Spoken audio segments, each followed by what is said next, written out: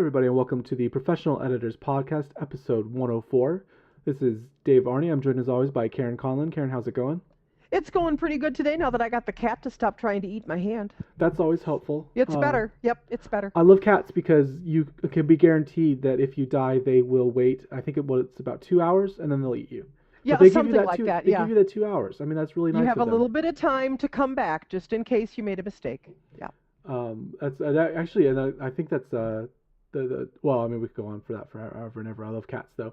But we are not here to talk about cats. No. We're here to talk talking about verbs. Verbs, I know. We have to give a shout out to Dima from the Writers Discussion Group. She has been very, very helpful to us in asking great questions. And we decided that actually one of her questions was so great we could dedicate an entire show to it in a way. And it has to do with verbs for phrases, all these kind of things. So what I thought that we would do is sort of go over verbs and their usage and why they're useful in all their different forms. And of course, I'll be advocating for the fact that every form is useful in some way. And but I thought rather than kind of going negative and saying, oh, the people who say you can't do this, they're wrong. I thought what we should probably do is just sort of explain what all the different types of verb things are useful for. But I have to start us off by saying that I had this epiphany while I was thinking about the notes for this show, and that was something I called the eraser principle, which comes from Arnold Schwarzenegger, who I happen to love as an actor.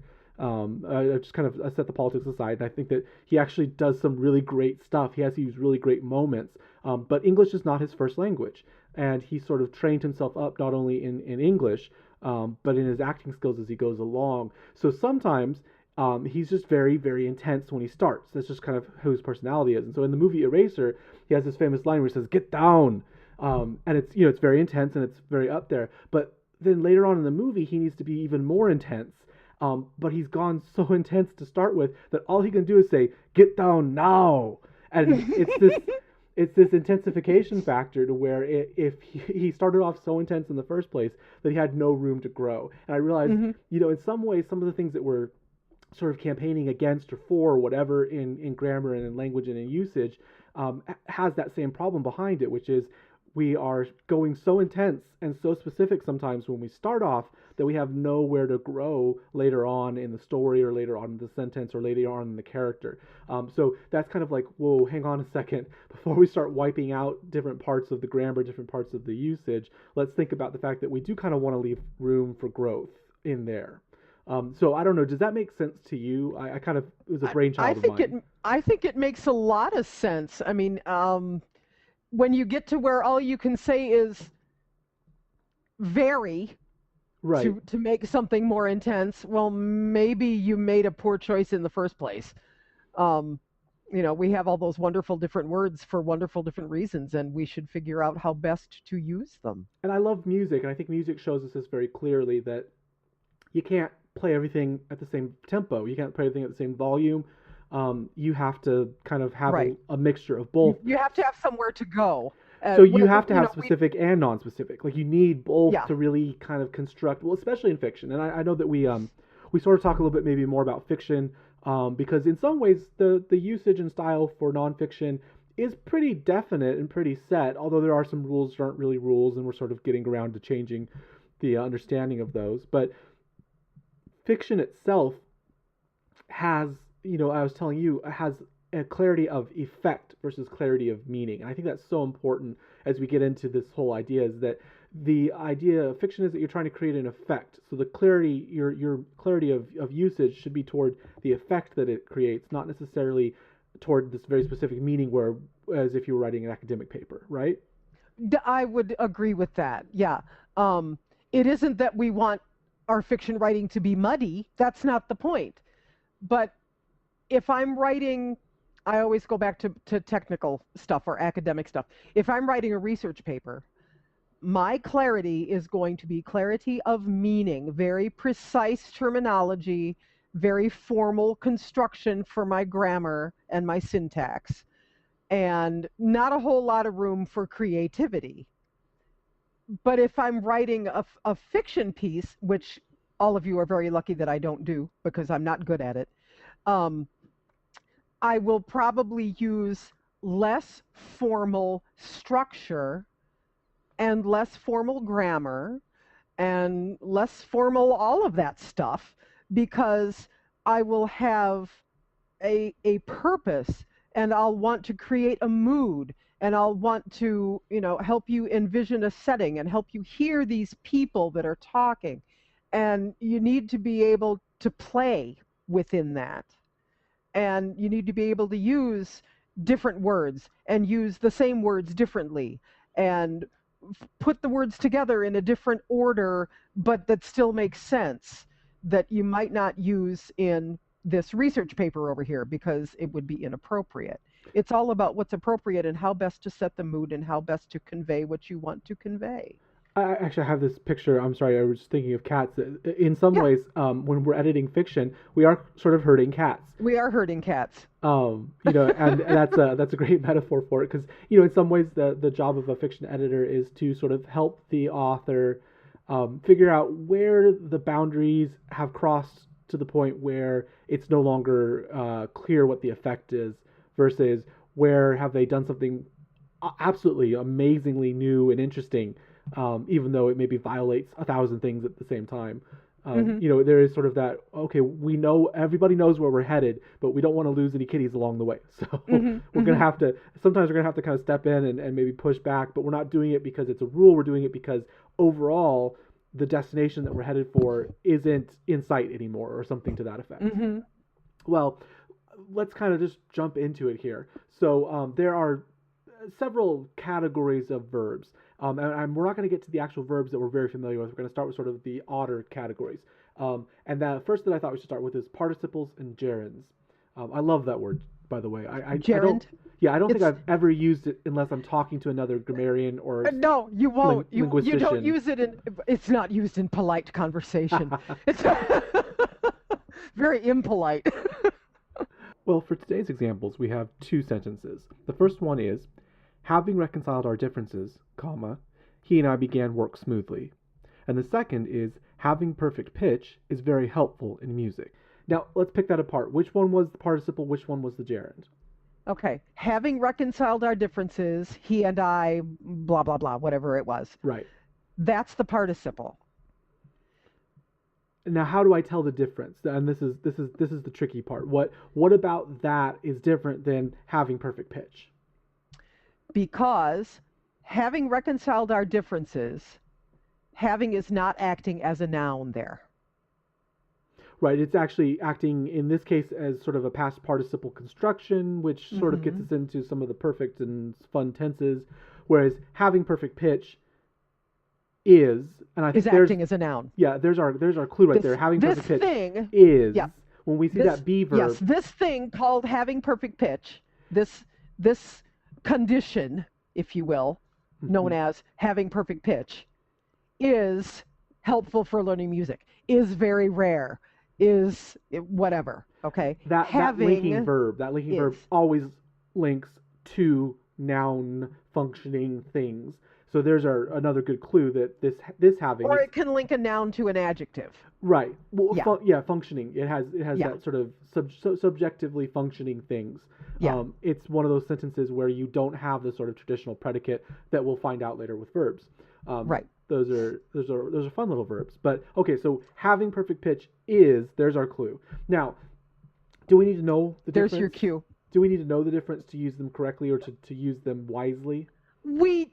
I don't think we really need to know that this thing is called a participle and this thing is called a gerund, because we use them before we know what they're called. There we go. There's our... We use them before we know they even have a name. And then we find out that they have a name, and all of a sudden we forget how to use them because we're so busy worrying about whether it's a participle or a gerund, we can't talk. And here's the actual point. I feel. Yes, that's true. Here's the actual point I feel to what's going on, and that is that while we are a Germanic language in a lot of our roots, we do pull most of our grammar, the good and the bad, from Latin and the Romance languages. And Latin and Greek are famous for putting what the author feels is important first.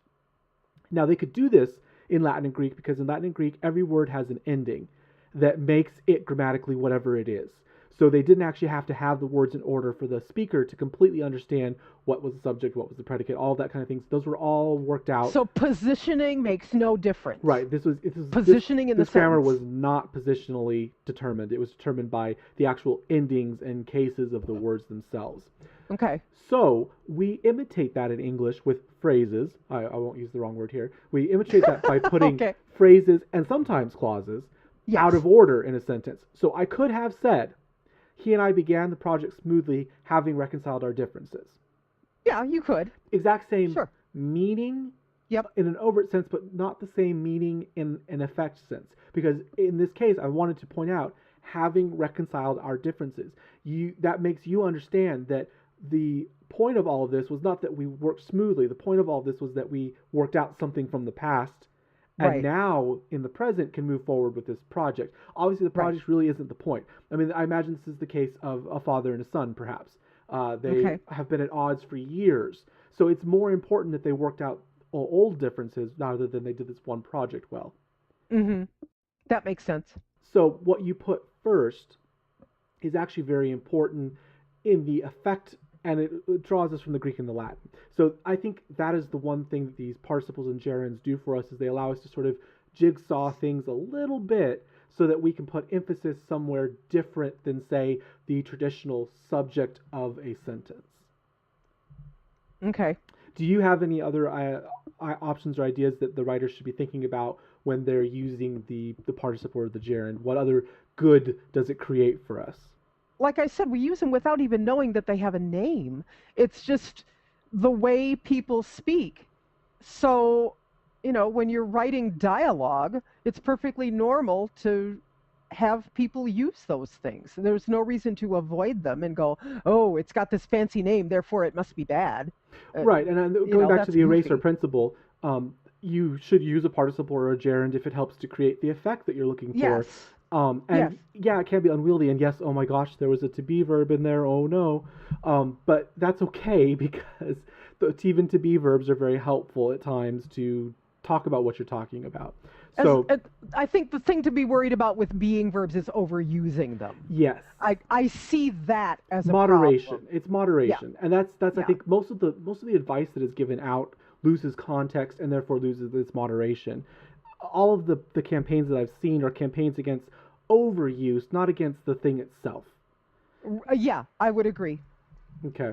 Well, we can kind of keep moving on, but just remember that the participle and the past participle and all these things are actually very helpful in forming other forms of verbs other than simple past and simple present. So Right. So you can have he would have been singing if he had not been sick. there you go, and there's a perfect example of how you need the full kind of sometimes clunky construction of the past tense Yeah, in it's order not to show that necessarily pretty. yeah, in order to show that the ongoing effect of something affects something else, but yes, it all Yeah. happened in the past.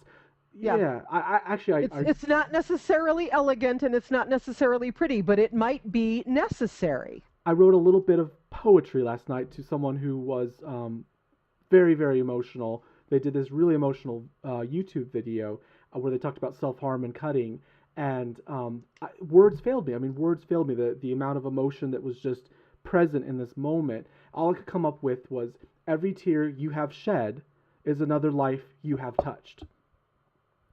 And I really like that. that's different, but the reason that I had to use have shed and have touched is because I want to show the ongoing effect of something that happened in the past. That was the whole point, is that his past was causing him pain, but I'm telling him that every tear from the past has a continuing effect.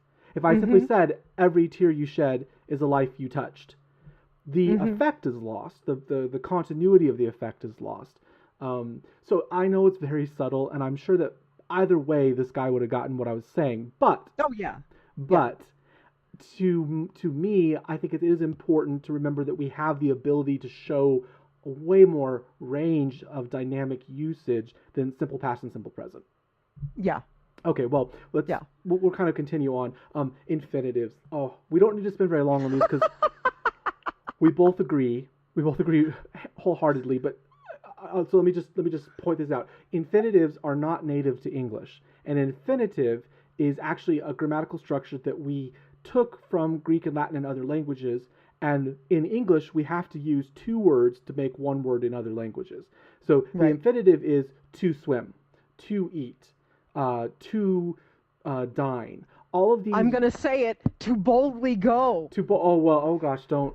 You got ahead I of me there. split it. You What are split you it. going to do to You me? Split it. But guess what? You can't split an infinitive in English, just like you can't split an infinitive in any other language because it doesn't exist. yeah, we make an infinitive form because we find them in other languages, but they're not native to English. So there's no reason why you can't put something between the to and the verb, because in English to is not part of the infinitive; it is a preposition. So you can put it wherever you want. I promise. It forms this thing that we choose to call the infinitive form. And when we're translating, but it's still a preposition. when we're translating, this is why translation is so rough, because we come across the actual infinitive in the other language, and we have to use 2 and 3 and 4 words to translate it into English. And in the end, the translator always has the problem: do I try to faithfully represent the grammar of another language, or do I try to make it readable for English readers? Right. And it's a constant battle. It's a constant battle, and I think that.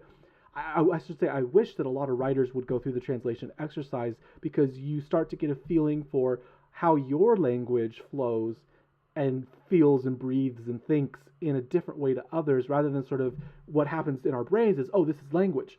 Right. Well, no, this is your language. This is right. your grammar. This is your context. So when you start to feel the pressures of another context, I think, at least for me, it helped me understand my context even better. I think that would work. I haven't studied a foreign language in quite some time, but yet the whole translation thing, it's important. I think it's important to at least try.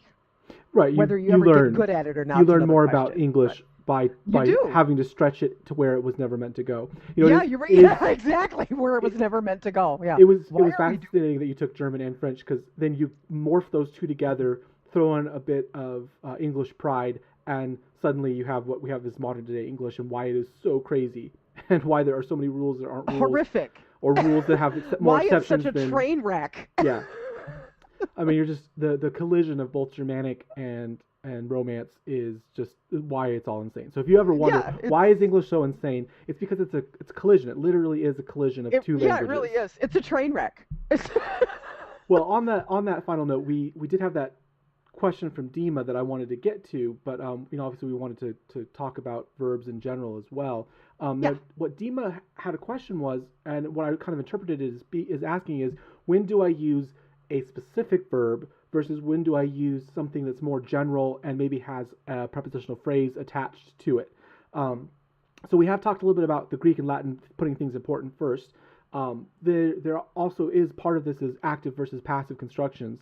But in essence, Dima was saying, the question is, what should I wear tonight? And you could answer, I will wear this, or I will throw on this. And she was asking, well, what's the difference? So what was your response to that question? Well, once I thought about it, if someone says to me, I'm going to this party, what should I wear? Well, I think you should wear the whatever. I'm giving quite a bit of thought of that, quite a bit of thought to that answer. I think you should wear the Vera Wang, and accessorize it with the Manolo Blahniks and blah, blah, blah, blah, blah, instead of, just throw something on. And in that case, the specific verb reference would be wear. I mean, in that context, the actual verb that probably has the best, closest meaning is the verb wear. Wear. Mm-hmm. However, in the context of the intention, the effect of what you're creating, the use of wear, as you said, sounds very thought out. Mm-hmm. Whereas throw it on, or throw on a dress, or you're kind of being casual. And there, I think, there it is, in a way. The specific verbs, when you use a specific verb, it sounds very intentional. It comes across very intentional. Which should be very intentional. If you're choosing a specific verb, you better have a good reason for choosing it. There you go. But when you use sort of a non-specific verb or a general verb, you are creating an unintentional, a less thought out, a casual, a casual approach to it. So, Dima, the best answer that we can give you is that the specific verb versus the casual verb is just that, is the case of what you're trying to create a specific intent, a specific meaning. So the rain drummed on the roof. Mm-hmm. All right. There is a specific verb with a very specific metaphor behind it and a specific context, whereas the rain fell upon the roof. Yeah, It's, that's what it did. yeah, and there's a It fell. there's sort of a less intense, a less connected meaning to it, Yeah. and it just depends. It just depends. I will say that if you are intending to bring about the effect of the rain in the reader, then sure, let's use some active verbs. Let's use some some very specific verbs. Let's try and be very metaphorical about it. But if the point was that it was raining and then this very important thing over here was going on, I would say that maybe using a specific verb for the rain is going to distract the reader from what you actually want them to concentrate on, which is the kiss or the walking away or whatever it is. I would tend to agree with that. Pacing, too. I mean, the Mm-hmm. use of a specific verb shortens your sentence, Mm-hmm. whereas the use of more casual constructions or more general constructions lengthens your sentence. And Those sometimes you need to do idiomatic that. expressions, I didn't really think about, we use them all the time. Um, and I didn't really think much about them until I dropped some coin on the Cambridge Dictionary of American Idioms. And I just opened it and started to flip through, and I was realizing all these things that I didn't think about that are idiomatic expressions. And by and large, they're longer phrases. They're words strung together. And yeah, using a more specific verb is going to shorten your writing, whether it's dialogue or exposition or whatever. And sometimes you want that. Sometimes you want short and punchy. You Hmm. really do. And And maybe you do. and sometimes you want active constructions, and Right. sometimes you want that forward motion. You want to anthropomorphize things. You want that very intense feeling. But just because that creates an intense feeling, and yes, it can be more engaging sometimes to read that sort of structure, doesn't mean it's the best structure simply because of that. And this is something that I run into with advice out of context. Yes, active constructions can be more engaging, but they are not better than passive constructions. They simply are more engaging in the context in which they are given.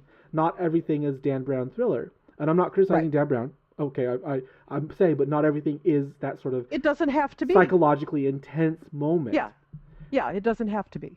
And even in And it psychologically shouldn't intense be. books, you need to give the reader a break. So Hmm. the use of your verbs is incredibly important to the effect that you're creating for your reader. More than the nouns. I'm just going to go out here on a limb and say more than nouns, verbs help to convey the effect. If the verbs are indistinct, if they take a long time to develop, if they are less impactful, then the effect is less impactful. If they're short and decisive and on point, and there's lots of periods and there's not a lot of words, and if there's missing subjects, for instance, Hmm. command imperatives, all these kind of things create a different pacing and a different effect. It's music, fellas and women.